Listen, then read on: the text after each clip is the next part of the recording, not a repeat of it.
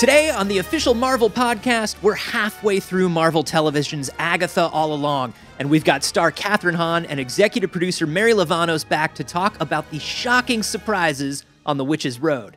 And the reveal at the end of 5 is just such a banger. We've also got executive producer and head writer of the series, Jac Schaeffer, to chat about the early days of developing Agatha All Along. What is worthy of Agatha? You know, what is worthy of Kathryn Hahn? Plus, we're joined by legendary casting director Sarah Haley Finn as she discusses casting Agatha All Along, including Joe Locke as teen. He is the youngest member of the cast, and we knew that he could potentially be in a group of quite heavy hitter women, and he was more than up to that challenge. And we talked to Director of Talent Relations for Marvel Comics, Ricky Purdon. When you look at a Marvel comic book, the action is coming out at the reader. I'm Anthony Carboni. And I'm Victoria Yang. And this is the official Marvel podcast. It's been a wild ride throughout Agatha All Along so far, and episode 5 has really upped the stakes. Last week's episode featured a new trial, as well as some new revelations for our coven. But before we dive in, we gotta hit that spoiler warning. Okay, now that the spoiler alert has gone off, I don't think his name is really Teen. There, I said it. Who knows? I think that Teen is a great name and very modern, and everyone knows how to spell it. It's what I call every teen, and they respect me for it. Okay, let's get into it. So episode 5 was easily the scariest episode we've gotten so far in this series. I mean, from the Salem 7 to jump scares. Also, can I say I've never touched a Ouija board before? What? And now I'm definitely never touching one. Is that a real fact, or is that just in the script?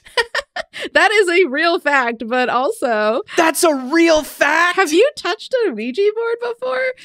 Of course! Of course! How have you never touched a Ouija board before? I'm a giant weenie is actually the answer. I am terrified of even the invitation of any kind of spirits or creepy things. So yeah, I keep that well away. No, I like to mess with forces I don't understand. I think that's what it's all about. Can I tell you a big secret, Victoria? Please do. I'm usually the one moving the Ouija board. That's usually me. And I gotta tell you, that's why I think Agatha's trial centering around a Ouija board was so perfect, because it's a magical device that you use mainly to trick your friends. It's very Agatha, and Kathryn Hahn agrees. Because of her lies. Some of them are so unconscious because she's been telling them for so long. Her being able to like push her backstory into literally a game by still creating this mystery of like scary, spelly, but it actually really is for real true. There is multiple wounds. I think it's the first time we really see her vulnerable, like the most, like when your mum comes back. Yeah. Mom is definitely like one of the steps to get to the bottom of the bottom. Recognize Joe Locke there? He had a pretty big episode himself. Yeah, he did. Here's executive producer Mary Lavanos talking about Teen wearing that crown. He's so dark in that moment, but you're rooting for him at the same time. And the reveal of the crown, it just looks so beautiful, and Joe looks so striking in the look. And then, of course, the rest of the series, he has so much more to reveal with his look and just what he's capable of. I think it'll give fans a lot to look forward to. We also got to chat with the show's executive producer and head writer Jac Schaeffer about the overall development of the show. Here's Jac having a real pinch me moment about developing a whole show around a Marvel villain. Oh my gosh. I'm like having a moment of realizing that you're talking about me. I got to do that. It's true. Yeah, I mean, so the early days of like, okay, this is it. I get to make a show about Agatha. It was, what is worthy of Agatha? What is worthy of Kathryn Hahn? And I literally made a list of the things that needed to be in it, both for Agatha and as a follow-up to WandaVision. And so these were things like must have musical moments, must have costume and hair moments. I was really committed to doing a puzzle box structure again. And I wanted to do the same type of high wire tonal act that we did with WandaVision. But then also on that list was don't just redo WandaVision. And I was really helped out by like Agatha is so different from Wanda and Vision. You know, Wanda and Vision truly are striving to be good, and Agatha is not. So that sort of like already set me up for this is going to be a different deal. And so that's when it was like, this will be a darker show. We will pull in horror. We were, you know, blessed with the opportunity of presenting witches in the MCU. That was one of our early conversations is that's the task. And so that really informed, like, that's just, it's a huge priority on its own. So like we had to drop really truly into witchcraft and what's our version of witchcraft. Jack also talked about adapting the Salem 7 from the comics to the big screen. Yes, in the comics, the Salem 7 are so totally different, which I have some like trepidation about that because they're very cool in the comics. But we wanted to have a lot of mystery. And in the comics, they're not mysterious. Like, they're animalistic and they're very sort of like robustly drawn and realized. And we wanted the scare of the unknown. And we wanted them to, in the room talking about like what's scary, the sort of hive mind, you know, like a group that functions as a unit and is in opposition to our unit, right? So we have our coven of misfit witches who like cannot harmonize to save their lives. You know, like they're just like, it's always like conflict and discord at every turn. But they're our heroes technically, even though they're all bad witches. But then, so we wanted the Salem 7 to really be a foil to that they are perfectly synchronized and perfectly harmonized. And that's actually, there's perversion in that. They've sort of soured over the years. They've become like feral in this way. So that was sort of how that notion was birthed. We also got to hear what it was like creating the Salem 7's iconic animal counterparts. That concept is born from the comics, but then, you know, we knew early on that we were going to do practical, and it felt like a really fun trick to have each one of them correspond to an animal and to in camera do that, as opposed to like, you know, using CG to see them turn from animal to human and back again. So that was just fun. And it's someone recently asked me like, what's the significance of the animals that you chose? And the initial thing was like, we're doing animals of New England because they're from Salem. So that was the kind of kickoff. But then like we had a badger in there, and the animal wrangler was like, oh my God, badgers are the worst. Like, you don't want to work with a badger. Like, oh my God, diva. And we were like, okay. So it really became a thing of like, we chose the animals because like the certain animals are just really difficult. Like rats, you want a rat on set with you. Rats will hit their marks every time. Like they'll wait for their lunch break. So truthfully, it came down to that. But for me, it was like the levels of it. You know, I wanted different sizes, and I did want that sort of Salem sensibility of like the spookiness of a crow, the spookiness of a fox. And having the animals on set was so cool.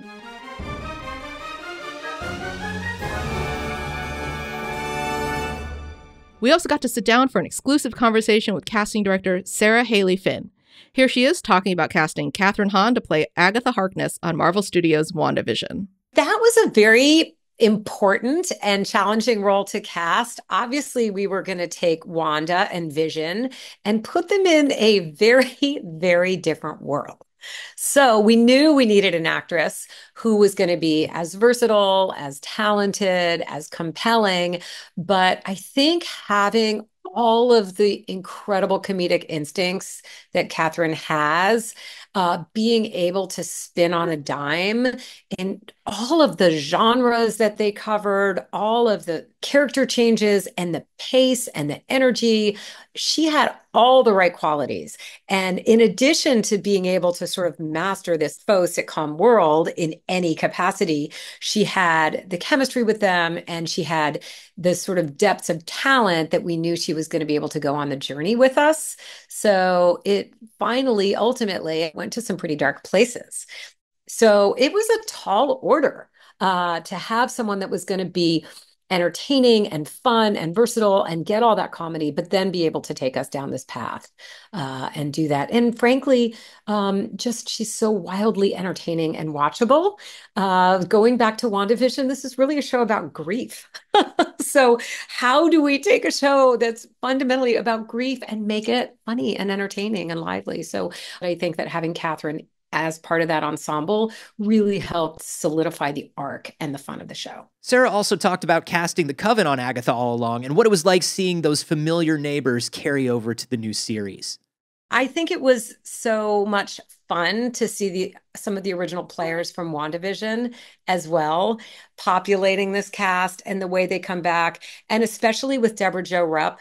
What a talent, what a comedic genius, and to get to have her come back and have a little bit more to do and really get to see some of her skills and talent as an actress. That was great. Also, just really seeing the ensemble come together one by one. We really focused on one role at a time to build it out. Seeing everyone come together and the way that they all work together was also, I think, a really special part of the show. And I think Jack Schaefer did such a great job writing it and conceiving of it and directing them to bring all of that out. Now, with the returning characters in place, the team placed several casting calls for the rest of our Coven of Witches and Agatha all along. And typically with Marvel, we are very minimal in what we can say in any casting call. But because we really knew we had to capture these characters, we gave a little bit more information. And if it's interesting, I could read you even one, for Lilia, which ended up being Patti LuPone. 50s to 70s, any ethnicity, character portrayed as female. She's eccentric, but nobody's fool. Her senses have dimmed over time, but she knows when she's being conned. She's all but retired and happy to be so, but learns she hasn't completely lost her thirst for adventure when it comes knocking. It's kind of funny, how it goes. And then we read a lot of people. We had some chemistry reads. We, with Patti, of course, made an offer, given her stature. But it's really always amazing to me when we start a project, we have no idea where that journey is going to take us. It's all a big, vast unknown. And so it was actually really fun to go back and look and see what the original casting calls were. The biggest challenge for Sarah was finding the right actor for Joe Locke's character. That was probably the widest search. We knew that was going to be a very central character. We had a specific age window. We were hoping to cast authentically. We kept it very open. We let it be known that the character is gay and that we were open to seeing all auditions. And really, it was, I think, a very broad search. We saw the US, we looked in London. Obviously, we knew the character was going to be played with an American accent. Let's give Joe props for his incredible accent. So we just went about having auditions and then callbacks and ultimately a chemistry test with Catherine. We got very lucky. He has so many qualities which are very intriguing and very right for this. A, he's an incredibly talented actor. And B, he has an innocence and a charm to him that I find very inviting and welcoming. You sort of want to spend time with this person. You want to get to know more about them. But I think what ultimately really set him apart is he's very complex. He's very sensitive. He has an old soul quality where you feel like he may know more than he's letting on. I think we felt like there would be a lot of layers that we could peel away and go further and further into the mystery of who this teen is. But all the while have somebody that you're going to care about. You sort of root for him, I hope, from the beginning. He has wonderful chemistry and dynamics with Catherine. And also, he is the youngest member of the cast, and we knew that he could potentially be in a group of quite heavy hitter women and has to hold his own. And he was more than up to that challenge.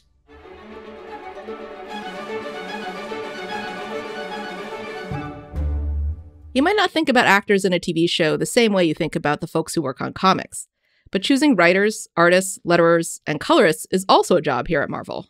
Yes. I actually got a fun lesson on the behind-the-scenes casting that goes into a comic book series from Marvel Comics Director of Talent Relations, Ricky Purdon. it was fascinating to talk about the evolving look of Marvel Comics, starting with legendary artists like Jack Kirby and John Buscema, and moving up to newer talent like Peach Momoko and Natasha Bustos. Thank you for joining us, Ricky. I am so excited to have you here. What do you do as the Director of Talent Relations? Yeah. So my day-to-day is always very different. I work on bringing in new artists to Marvel. That's cover artists, interior pencilers, inkers, colorists. I work on finding new talent and bringing them in to work with the editorial group on our great line of books. But I also work with our editorial group to continue to keep current talent working on projects. And so that's all kinds of personality management, looking at different art samples, giving feedback where I can, working with our scheduling team to figure out how those schedules work across different books. And so there's just a lot of people to talk to work with. And that means minute to minute, my days are always different, if that makes sense. Yeah, I mean, how do you find this new talent? Yeah, it's a combination of stuff. So I find a lot of talent online through word of mouth from other editors. There's also, I read a lot of comic books. I go to the comic book store every Wednesday. I buy a lot of comics, too many comics, and I also will flip through comics on the stands and make note if I see someone who's interesting I haven't seen before, or hey, that person, has turned a corner and gotten a little bit better. I keep notes on my phone. I look on Instagram in my free time because I'm a fan too. And so I look at this stuff because I like it. But there's also an in-person element of it too. So we go to lots of conventions. CB Cebulski is our editor-in-chief, and he just got back from a trip to the Philippines, and he's going to Japan in December. I'm going to Brazil in December. I was in Mexico City earlier this year. And so we go to places all over the world, all over the US, to conventions, and we do portfolio reviews, and we meet with our currently working talent to find out who they're running into and who they're noticing, what trends they're noticing, and that sort of thing. So anywhere we can get connection with new talent, we're there. I love that, because I would imagine now so much of it, particularly like you're talking about artists worldwide, so much of it has to be just through social media now and through Instagram and things like that. There's definitely a lot of it through social media. I think that it's important for artists who are working or artists who want to work in comics to constantly update your social media with what you're working on right now. And if you're not on projects and you're trying to break into comics, then constantly keeping your social media updated with the new things that you're working on. I can't tell you how many times I've found portfolios online on websites like ArtStation or Instagram account, and someone hasn't posted something in 6 months or 2 years. And it's like, I know you've been doing stuff, and you've got to put yourself out there, because you never know when someone might stumble across your page and say, that's what I'm looking for. That's the thing I need on my book. You're hired. Let me get your information from your social media. I mean, it sounds like you are just inundated. What makes somebody stand out to you when you're looking for new talent? You're right. I get inundated. I get buried. And the stuff that stands out to me, I'm a little bit weird this way, but the thing I notice first is consistency. If I can tell that someone's able to consistently portray an environment, consistently portray anatomy on characters, use interesting angles that stay consistent and read true and clear, then I notice the style. It's the storytelling that stands out to me first, because you can't fake that. So let me ask you this now. You're finding this new talent. How do you decide who goes on what project? How do you know when somebody's right for a specific book? Yeah, we talk very closely with the editorial team and CB Cebulski, our editor-in-chief. And there are a few factors that are practical. There are things like, what is it that you want the story to feel like? And then that colors the kinds of talent that we suggest. Then there are other practical things like schedule. When can this person start? How many pages a week can they draw? But that's the fun alchemy of the whole process, is sitting down and figuring out what the story is, getting really excited about what our editorial team and their writers are making, and then figuring out what the story needs visually, and then making suggestions based on what I've seen across all these different portfolios or artists that I've seen who currently work with us. That's really interesting to me. I wonder, was there any time where there was something that you had hoped would work, but then scheduling fell apart, and a new team had to be put together, and you were actually like incredibly pleasantly surprised. Yeah, there are stories like that all the time. I remember working on a project and needing to break for the holidays in December. And my artist just suddenly showed up and said he couldn't do the work. And I thought, oh no. And I'm about to leave to go to Oklahoma, my grandma's house, for Christmas break. What am I going to do? You're going to hand your grandma a pen. Yeah. And you're going to say, get to work. Meanwhile, you can draw like Jim Lee, right? Yeah, saying, I have to figure this out. Oh no, oh no. He's like, I'll try my best. Let me see what I can do. And then he turned around this gorgeous story in like the 5-day period.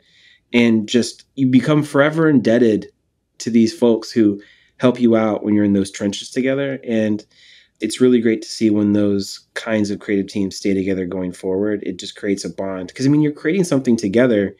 And when it works out, it's just even better than just a transactional relationship. When you actually click and can rely on each other and trust each other, a different kind of bond gets created that way. Once we do pair writers and artists together, we encourage them to communicate about the kinds of things they want to see in the story. And it can be as broad as, I'm looking for something that I can draw that I want my kids to be able to read. Something hopeful that's fun. And it can be something as specific as, hey, I don't want to draw horses. Please don't put any horses in this comic. So, they stay in contact and hopefully are working together to make the comic book, creatively pleasing for themselves as well. So, yeah, it's usually horses and bicycles. The underside of cars is really difficult. You know what I mean? Like, don't have any cars go off of ramps, please. I don't know what a muffler looks like. So. Okay, so we already know, keep your work fresh, keep posting things, yes. Show consistency. Are there any other tips that you have? Particularly, we've been focusing on artists, but are there tips that you have for writers too? Yeah, sure. Going to conventions and dropping off your portfolio, it doesn't have to be a giant artist portfolio. It could be literally a Xeroxed, stapled set of pages. It doesn't have to be anything fancy. And this sounds obvious, but it's not always obvious. It's that you should submit samples of the kind of work that you want to do. Meaning, if you want to be an inker, submit some pencils and your inks over those pencils so you can show what you would bring to a project. If you want to be a cover artist, bring pinups and cover art style pieces and put those in your portfolio. If you're an interior artist, though, diversify what you're submitting. Put pages in there that are action scenes because this is mainstream superhero comics. But also put scenes in there with some acting so you can show that you can handle a situation in a comic where two characters are just talking to one another in a diner. You want to be able to show your diversity as a storyteller. And again, if you're a colorist, submit colors. Excellent. Is there anything that differentiates Marvel art from other comic art? When you're looking at things, is there something that people can put into their art that you think of as being particularly Marvel? In one word, dynamism. And that seems like a simple thing, but what I mean by that is a visual language that, Jack Kirby and John Buscema helped connect to the Marvel name, which is that when you look at a Marvel comic book, the action is coming out at the reader. The characters are leaping forward at you. The action is coming in your direction. And that's dynamic. That's a sense of depth. And there's a feeling that you're in this world. I think it's very easy to draw action from left to right or right to left. But Marvel comics go from back to front and leap out at the readers. And that creates this sense of urgency and the sense of fun and the sense of action. And that's what Marvel comics are. And so that's what we encourage our artists to draw. And with that dynamism, with that technique, it requires you to understand perspective and anatomy and foreshortening.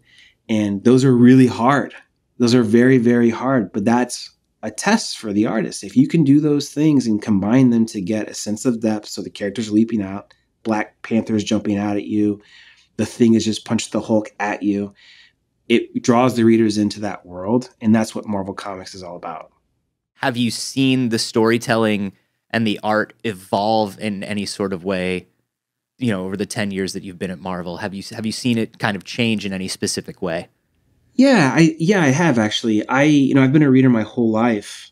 And, like you said, I've been at Marvel now almost 10 years. And I think the biggest thing I've noticed in the change is that there's not necessarily a house style anymore. There used to be, one specific kind of look to superhero comics. And Peach Momoko's at Marvel now and Ultimate X-Men. And, Natasha Bustos was here on Moon Girl and Devil Dinosaur. And there's lots of different kinds of styles that may not have been on the Avengers in 1995, but could potentially be on the Avengers in 2024. And so it's been really exciting seeing the audience be receptive to those kinds of styles.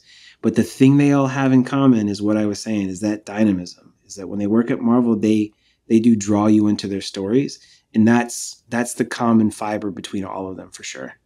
And so these voices that you're starting to see nowadays grew up reading those comics and wanted this kind of storytelling in their comics. And now they're bringing it to a whole new generation. I think you're only going to see more new, different, fun styles show up in comics at Marvel and across the industry. And it's going to be really exciting to watch. As kids now get influenced and inspired by the movies and television shows we're doing now, they're going to want to make art when they get older too. So it's just going to keep going. I'm very excited to see what happens. Yeah, same. Ricky Purdon, Director of Talent Relations, thank you so much for joining us today. Thanks, Anthony. I appreciate it.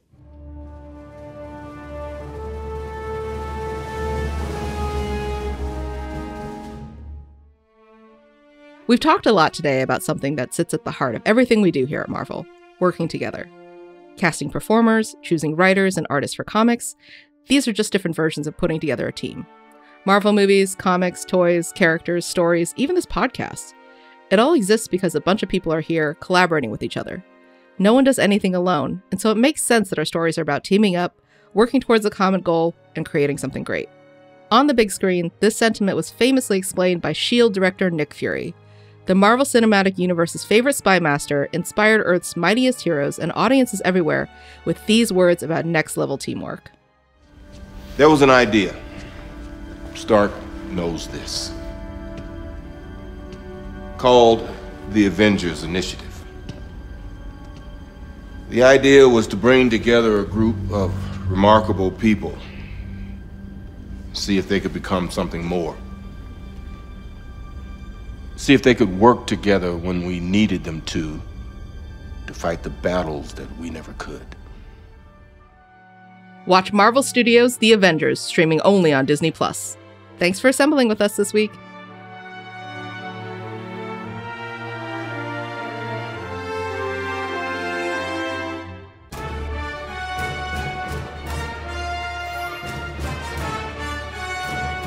Next week on the official Marvel podcast, we continue to answer your burning questions from Agatha All Along as we're joined again by Jack Schaefer and star Joe Locke. It's like that, it's like the game's up, lies over the con, as Agatha would say. That's it for this week, but until next time, make sure you don't miss an episode by subscribing to the podcast on Apple Podcasts, Spotify, YouTube, or wherever you're listening to this episode. Make sure to drop a review, comment, or give us those 5 stars so other Marvel fans can find the show. Or just tell your local coven about us. This episode of the official Marvel podcast was hosted by Victoria Ying and myself, Anthony Carboni. Our producer is Jasmine Estrada. With help from Senior Manager of Audio Production and Development Brad Barton and Production Manager Emily Godfrey. Mixed by Zachary Goldberg.